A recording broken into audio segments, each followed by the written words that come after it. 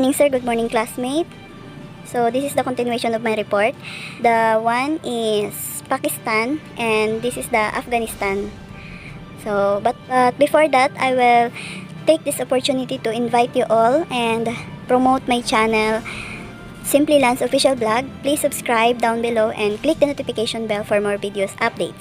So thank you so much everyone for listening today and watching my videos. And today I will continue my report, the Afghanistan. So I upload already my first report and discussing about Pakistan. So this is the flag of Afghanistan. So as you can see in the middle, that is the state emblem of Afghanistan. And the flag of Afghanistan is composed of three colors: black, red, and green color. So what does it mean? What is the symbolizes of that flag, of this flag rather? So I discuss later. But now let's listen to national anthem of Afghanistan. So I have here the downloaded audio of national anthem of Afghanistan. Let's listen.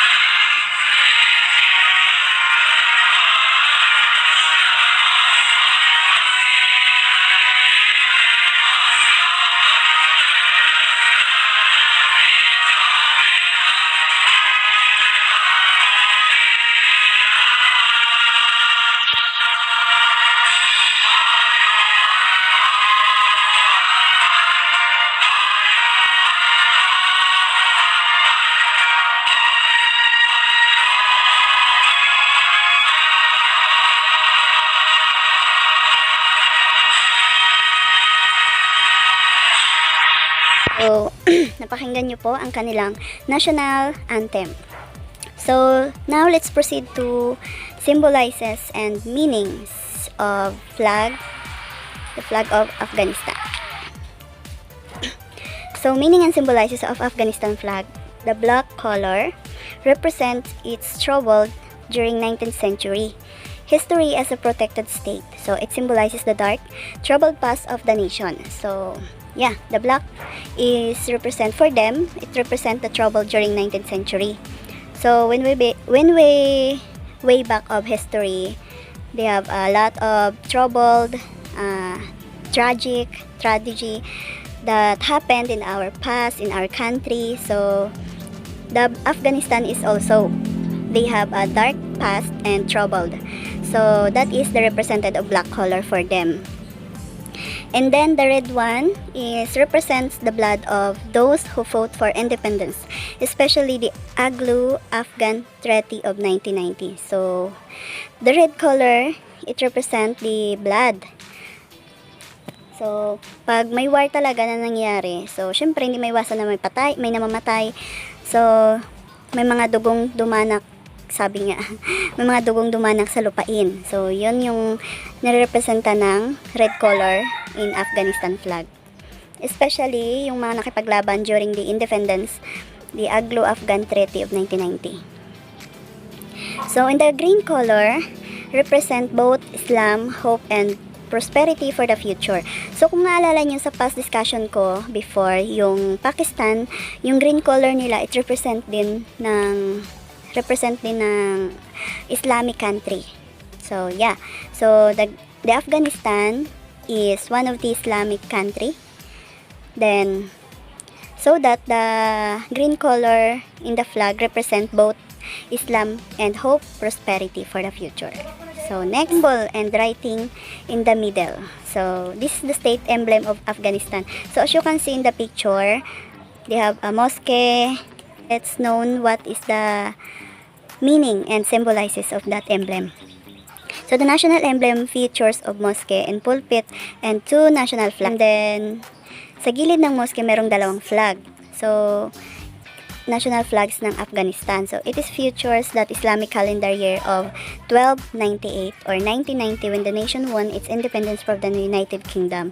So during the independence, they won against in United Kingdom, then that is represent the emblem of Afghanistan. So shades of wheat, the takbir, the shahada, and the name of Afghanistan. And the writing in the flag says, the Allah is great. So yung nakasulat sa flag nila, and then especially yun sa taas ng emblem of Afghanistan, yung nasa taas, yan. It represent, so it is writing, Arabic writing, that is meaning in English, Allah is great. So yan. So the capital of Afghanistan is Kabul. Yan, nasa gitna. Kabul, capital city of Afghanistan. So as you can see in the next slide, this is the map of Afghanistan. So yan. So the national language of Afghanistan is multilingual. So the Afghanistan is multilingual. They have a Pashto and Dari. So in Dari is official name of variety of Persian language spoken in Afghanistan. It is often referred to as the Afghan Persian. So yan, Dari and Pashto, they are both official and it is spoken widely in Afghanistan. So this is the summary of Gini coefficient by countries 2021. Afghanistan, of course, the Afghanistan is 152, rank 152, and then the Gini index is 29.4. They have a population of 39,835,428 population as of 2021. And then the Pakistan is rank 126 as of 2021. Then 33.5 ang Gini index. Then the population is 225,199,937. So yan. So let's proceed to government area and population of Afghanistan. So occupying 652,864 square kilometers by 252,072 square meter. So the country is predominantly mountainous with plains in the north and the southwest that are separated by the Hindu Kush mountains. So it is populations of as of 2020 is 31.4 million, composed mostly of ethnic Pashtuns, Tajiks, Hazaras, and Uzbeks. So that is the ethnic of the Afghanistan. And the population as of 2020 is meron silang 31.4 million, composed mostly of ethnics. So next. It is the unknown facts of Afghanistan. So officially, the Islamic Republic of Afghanistan has a tumultuous history of uprising against the government, guerrilla warfare, and foreign occupation dating back to the 19th century, and now faces violent insurgencies by the Taliban and ISIS. So kung mapapansin natin, mahirap talaga kapag yung isang bansa is nagkakagulo and may gera. So kung maalala natin, di ba dito rin sa Pilipinas nagkaroon din ng gera doon sa Marawi. Kung maalala nyo, di ba sobrang hirap talaga, nagkaroon ng krisis yung Marawi. Sobrang yung maraming nahirapan, especially mga bata, maraming naguto, maraming naapektuhan dahil lang sa gera. So of all people in Afghanistan, we all pray for their safety and healthy. Yun, ang may tulungan natin is yung pagdadasal ng kaligtasan nila sa lahat. Especially yung mga bata na nadamay, yung mga inosente, yung mga walang kaalam-alam, walang kamuwang-muwang sa mundo pa, nadadamay na dahil sa gera na yan. So, we pray for them, for their safety and good health. So, let's proceed. The Taliban are the predominant umbrella group for the Afghan insurgency and remain a credible fighting force with the ability to win and hold territory. So yung mga Taliban, isa silang dominant guerrilla, kumbaga isa silang mananakop ng isang territory. Gusto nilang sakupin yung Afghanistan. Gusto nilang sila'y mamuno, gusto nilang sila'y mag-control sa lahat ng territory na nandun sa Afghanistan. Yun, mamaya may babasahin akong article regarding sa na-research ko. So, let's proceed. So, this is the natural geography, physical geography of Afghanistan. So, physical and human geography. So, content, Asia, of course. Part of South Asia, yung Afghanistan. Region, Central Asia and South Asia. Then, area, rank 40. Total, 647,230 kilometer by 249,900 square meter. So, coastline, 0 kilometer, 0 meter. So, borders, Pakistan, 2,670 kilometer by 1,660 meter. Tajikistan, 1,357 kilometer by 843 meters. So, yung Iran, 921 kilometers by 572 kilometers. So, Turkmenistan merong 804 kilometer by 500 meters. Uzbekistan 144 kilometer by 89 meters. Ang China is merong 91 kilometer by 57 meters. So, this is also the human geography and physical geography of Afghanistan. So, highest point, Noshak, 7,492 meters by 24,580 feet. Lowest point, Amudarya at Kamyab, 258 meters by 846 feet. Then, longest river, Helmand River. Largest lake, Kajaki Dam, Dalla Dam, Naglu Dam, Binad I Amir, Korgha. So that is the largest lake. I'm sorry for my pronunciation.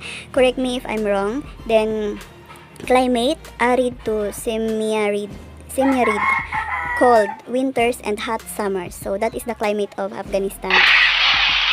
So, natural resources, natural gas, they have natural gas, petroleum, coal, copper, chromite, talc, barytes, sulfur, lead, zinc, iron ore, salt, precious and semi-precious stone, natural earthquakes, flooding, avalanches, environment issues, limited fresh water, soil degradation, overgrazing, deforestation, desertification, air pollution, water pollution. So that is the environment issue of Afghanistan. So their natural resources is very rich, 'di ba? So siguro para lang sa akin na pananaw ko lang, kaya siguro sinasakop talaga yung ngayon yung Afghanistan, no, kaya dahil ang yaman nila sa natural resources, grabe. They have a natural gas, petroleum gas, coal, copper. Pananaw ko lang. So, isa siguro to sa dahilan kung bakit nagkakagulo ngayon sa, kumbaga nag-aagawan ng territory ngayon sa Afghanistan. So, let's proceed to culture of Afghanistan. So, they have mythology and folklore.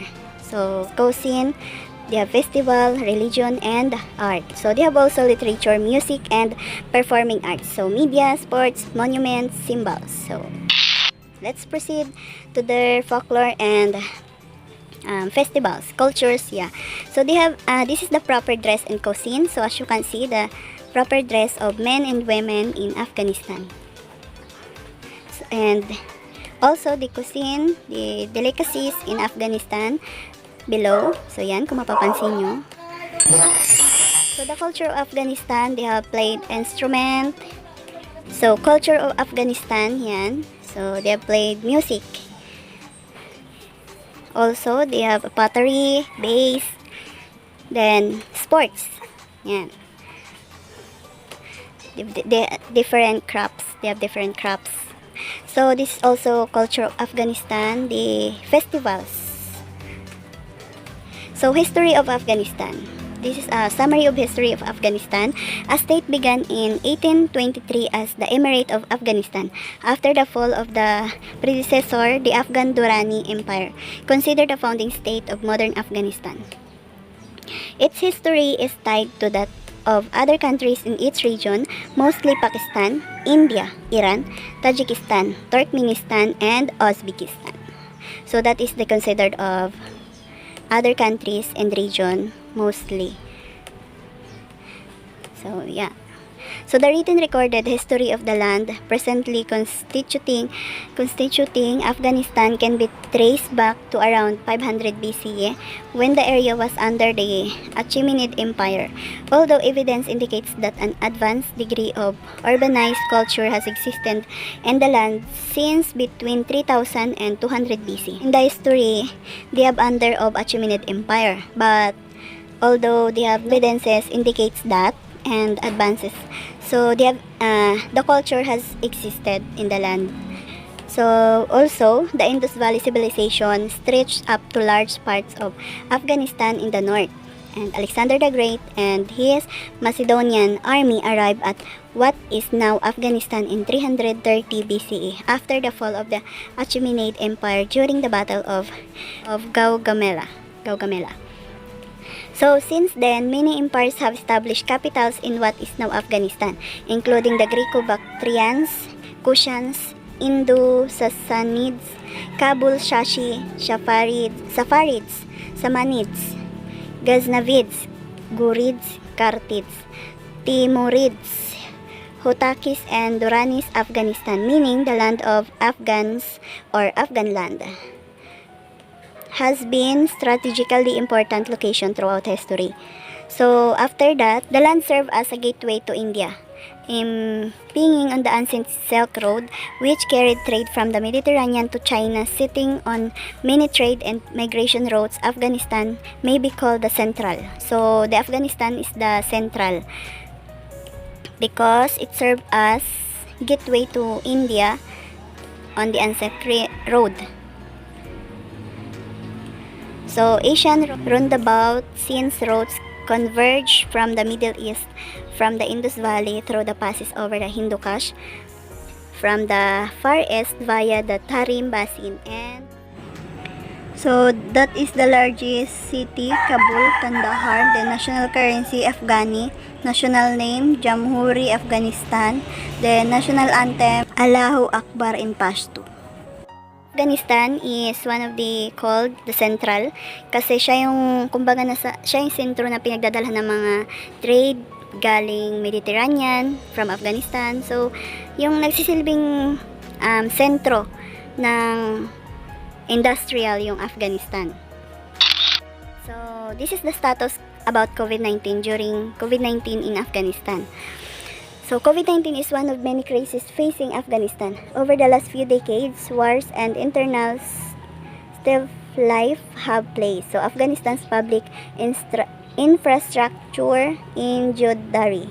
Since the announced withdrawal of US and NATO troops from Afghanistan, the country's situation has become a humanitarian crisis. So, aside sa dinadanas ngayon na Afghanistan na war, na crisis, between Taliban. So, grabe talaga yung krisis na pinapagdaanan ngayon ng bansang Afghanistan. So, yan. Aside from that, the Taliban have now gained complete control over the country, but face dealing with the mass internal and external displacement of Afghanistan civilians, monetary inflation, and humanitarian concern. So, aside sa COVID, the Taliban or the war crisis in Afghanistan is control. So, control na lahat ng Taliban yung place ng Afghanistan. So, marami na silang cities na nasakop. The Taliban controlled Afghanistan. So, meron pa nga ako nabasang article na hindi ko na sinama dito sa report ko, is pinalitan na rin nila yung kanilang national anthem. Yung national anthem ng Afghanistan is pinalitan na ng Taliban. So, marami silang binago, marami silang pinalitan, mga rules and regulations, and other concerns, laws, mga ganun. So, hindi ko na siya sinama dito sa report ko. Yung Taliban na talaga mostly ang nagkokontrol sa bansang Afghanistan today. So, These volatile circumstances ate happening in the content of significant increase in COVID-19 cases as part of the third wave of the pandemic in Afghanistan. So particularly from the Delta variant, with 60% of cases reported from Kabul in June from this variant. So aside from COVID-19, aside from Taliban, they have cases of COVID-19. So, 'di ba? Kung mapapansin natin, parang sunod-sunod yung yung crisis sa Afghanistan. So, the Afghanistan is controlled by Taliban, and then they have also facing the pandemic COVID-19. So, now all 34 provinces has declared a COVID-19 situation similar to India's situation on June 16. The highest record of 2,313 cases were reported in one day. And July, the country noted a 48% positivity rate. As September 6, 2021, 153,534 COVID-19 positive cases have been reported, of whom 7,141 died. So, however, the indicated numbers are not accurate due to the country's low testing capacity, with only 664,045 tests administered for a population of 40.4 million. The absence of national death registers. So they have also a vaccines, Johnson & Johnson vaccines, Oxford, AstraZeneca vaccine, Sinopharm, BBIBP vaccine. So that is the vaccines of they have. So their population is umabot lang naman ng 40.4 million. So hindi pa naman accurate yun, yung lumabas na result. Mababa lang yung kanilang testing capacity. Meron lang 664,045 tests administered. Then yung population nila is 40.4 million. So hindi ganun kalaki yung kanilang kapasidad para mag-test ng ganun kadaming tao. So kaya hindi masyadong accurate yung nakukuha nilang numbers of population, kung ilan na talaga yung cases. So let's proceed. So national tree of Afghanistan is Afghan pine. Then the national flower is tulip. The national animal, snow leopard. National sports, bozkashi. So national dog, the Afghan Hound. Wow, ang ganda. Ang balbo, no, ang liit ng ulo, tapos ang haba ng katawan. Astig. Ang ganda ng dog, ang cute. Then the national bird is golden eagle. Kung meron tayong Philippine eagle, meron silang golden eagle. So, I have here the tourist spot of Afghanistan based on what I search in Google. But they have a travel notice. So, yan. They have a travel notice. Kasi dahil nga nagkakagulo sa bansang Afghanistan as of today because of Taliban, a lot of cities that controlled of Taliban as of now, they have a travel notice na parang nag-insist lang sila na gumawa ng travel notice dahil nga sa kaguluhang nangyayari doon. So, yan. It is currently recommended to avoid all travel to Afghanistan due to civil unrest, armed conflict, and serious safety risks. So, delikado talaga sa panahon ngayon na pumunta doon, kaya nagkaroon sila ng travel notice. So, wait. But first, here are some tourist spots in Afghanistan. So, I have here the 15 tourist spots in Afghanistan. Hindi mo na pinapayagan na mamasyal or puntahan yung mga ito.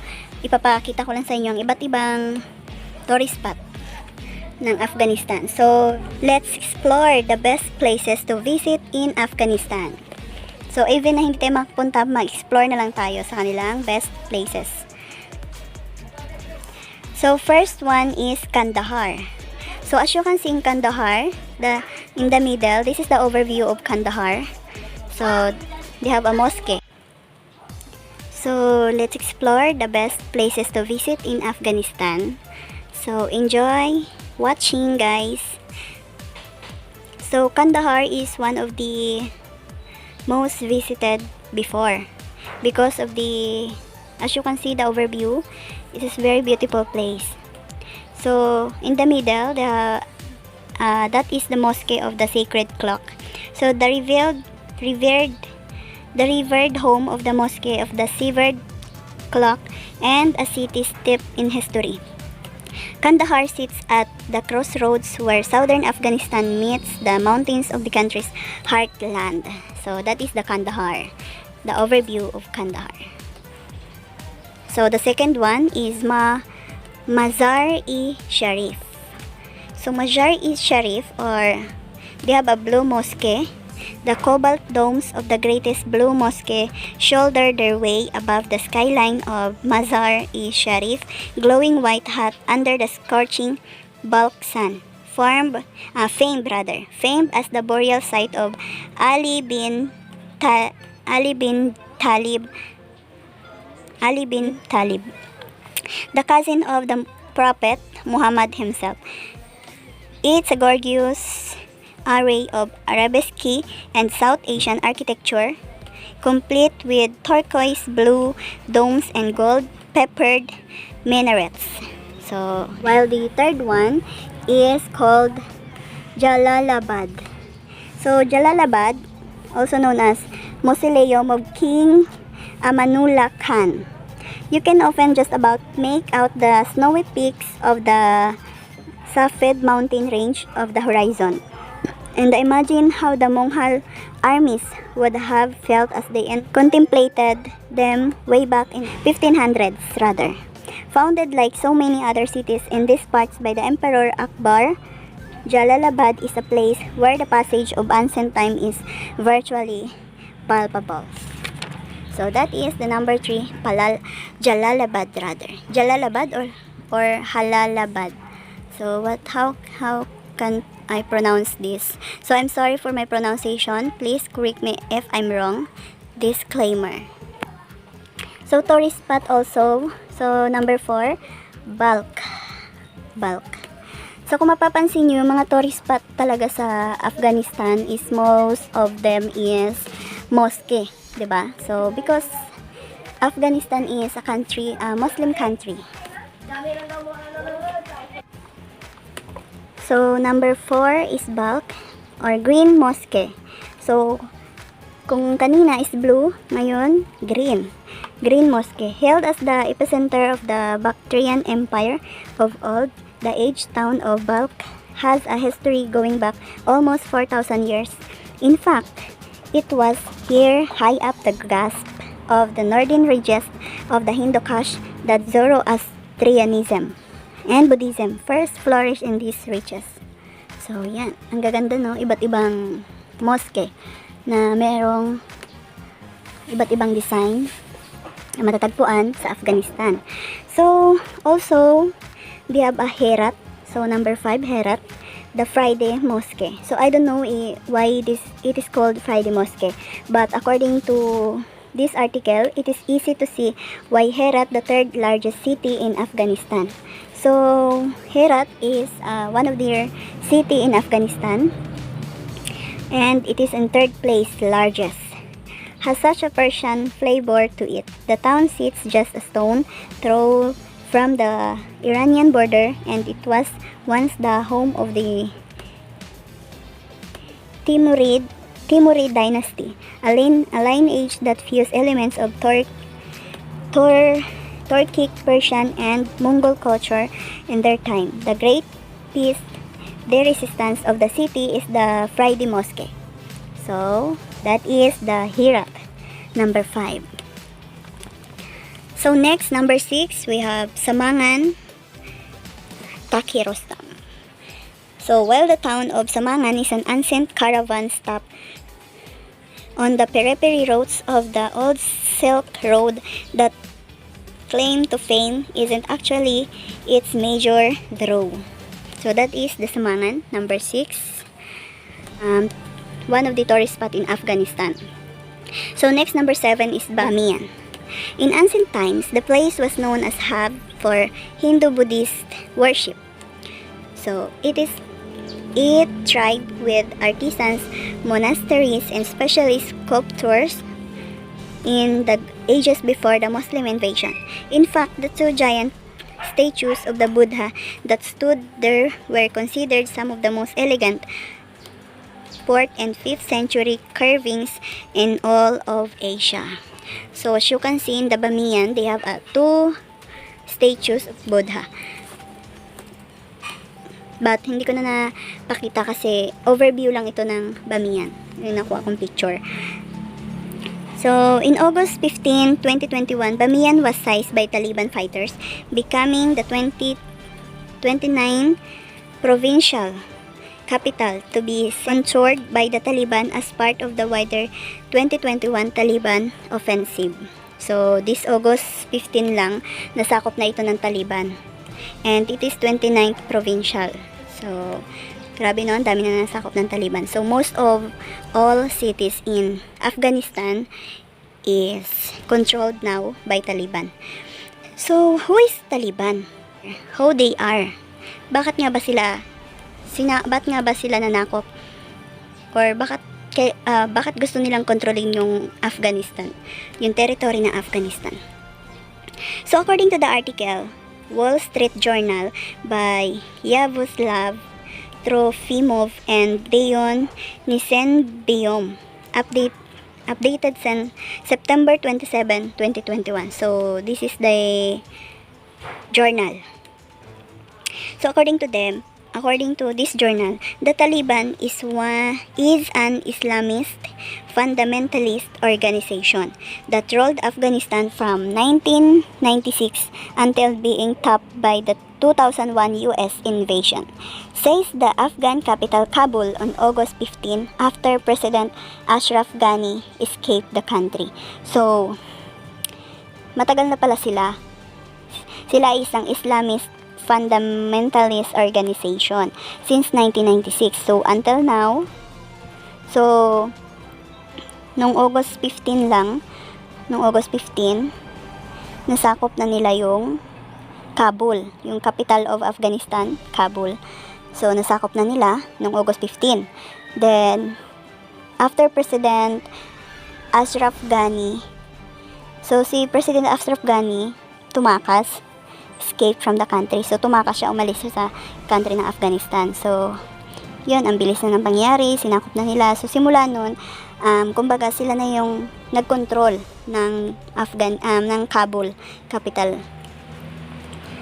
So, the group that sheltered Osama bin Laden as he planned the September 11, 2001. So, 2001, they have a plan to terrorize the territory of Afghanistan. So, the attacks on America has new established terrorist attack on America has new established a new government in Kabul and reinstated the Islamic Emirate of Afghanistan to replace the toppled Afghan Republic.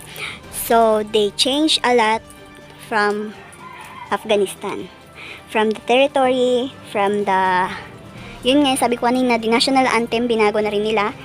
Yung pinarinig ko kaninang national anthem is yun yung dati. Then, yung from Islamic Emirate, ginawa nilang Afghan Republic. Yung constitution ng Afghanistan. So, now, Afghan Republic na siya by Taliban. So, let's proceed to number 8. So, number 8, Faizabad Wakhan Corridor. Backed by the crack and chiseled passes of the mighty Hindu Kush, Faizabad sits hidden its very own remote enclave of the northern Afghan mountains. You'll meet local highlanders with feet worn by the trails of the Great Wakhan Corridor. So that is the Faizabad. So next, number 9, Band-e-Amir National Park. So the breathtaking riches of the Band-e-Amir became home to the first Enter National Park in Afghanistan back in 2009. So he is easy to see why too, peppered by no fewer than 6 individual mountain lakes, perched more than 3,000 meters up in the rugged peaks up the Hindu Kush, and forged by millennia of fascinating geological movements. The whole area is a wondrous place to behold. So that is the Bandi Amir National Park. So as of 2009. So number 10 is Kabul. This is the capital of Afghanistan, the Kabul city. So this is the overview of Kabul city. Kabul has been plunged in chaos since the takeover of the Mujahideen and Al-Qaeda, the Taliban insurgents, and other factions after the start of the country's modern wars. So this is the modern Kabul because the Kabul is controlled now by the Taliban. So number 11, Kunduz.